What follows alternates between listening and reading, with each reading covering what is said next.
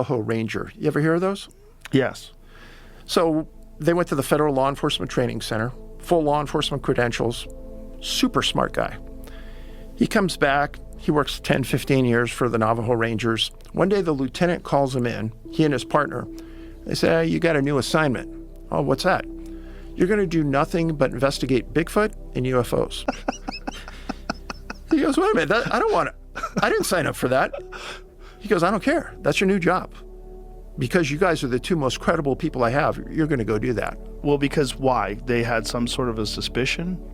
Oh, they had tons of calls about Bigfoot being on the property, UFOs showing up over property, all the above. Okay. And they wanted some expertise in that team. So he and his friend start investigating Bigfoot. And all of the things I've just told you happened to him and his partner over those years. They'd get a call at a lady's house that she just saw Bigfoot on her back porch. All the dogs are afraid. They're hiding under the porch.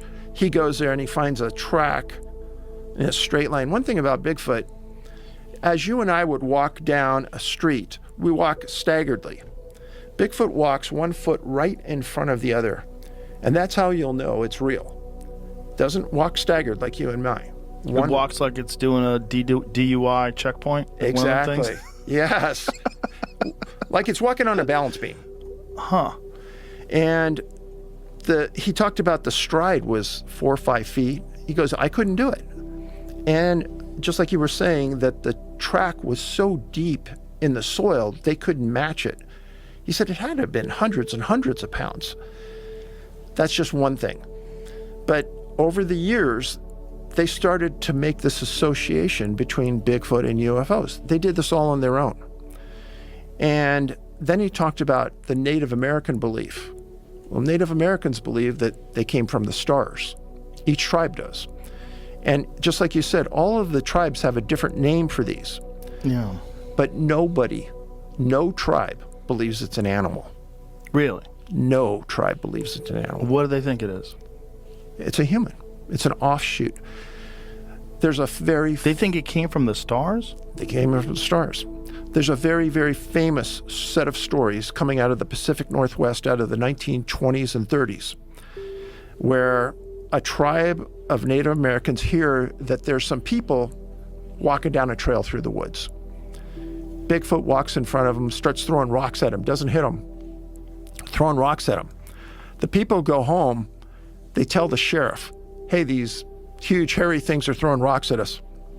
The sheriff says, oh, that's BS. We'll go out there, we'll kill them all. The tribe hears about this, and Joe, it makes no sense.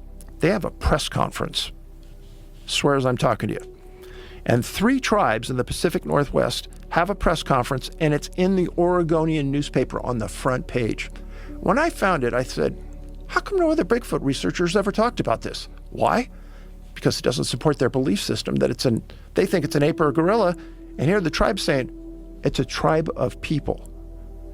We've traded with them at times. What? They trade things with us at times. What do they give you back?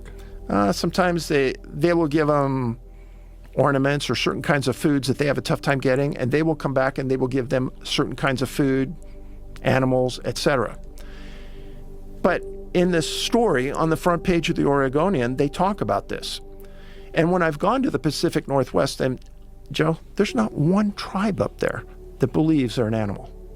None of them do. And they're the ones that have lived with them and handed these stories down over the ages. And they all think that they come from somewhere else? Yes. How do they think they got here? Like origin story. So there's a man who owned a herd of cattle and was wintering them on the Oregon-California border up north of Crescent City. And every year he'd done this. This one year, this is another article in the paper, this one year they winter with the Native Americans there. He sees this Native American walking with a tray of food. Doesn't think much of it the first day. Second day, he sees the guy walk up into the mountains up to this cliff area. Guy comes back and he says, hey, what's that for? He goes, I can't talk to you about that. So he goes straight to the chief. He owns all the cattle. He's working with the Native Americans. He goes to the chief. The chief goes, We've got Harry Moon up there.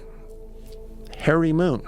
He goes, yeah, this thing came and it comes every couple months. There's usually 2 of them that come together. And he goes, well, what do you mean? He says, we see a moon come out of the sky. It's very bright. It comes down near the land. And these 2 jump out of the moon. And they're friendly. They get along with us. And they stay there. And we feed them sometimes. So that was in like 1885 newspaper.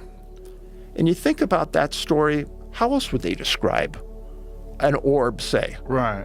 There's no other way to describe it back then. Right. It comes down, these things jump out of it, and they run into the woods. And the Native Americans have been dealing with them for all these years. That's really the story. Wow.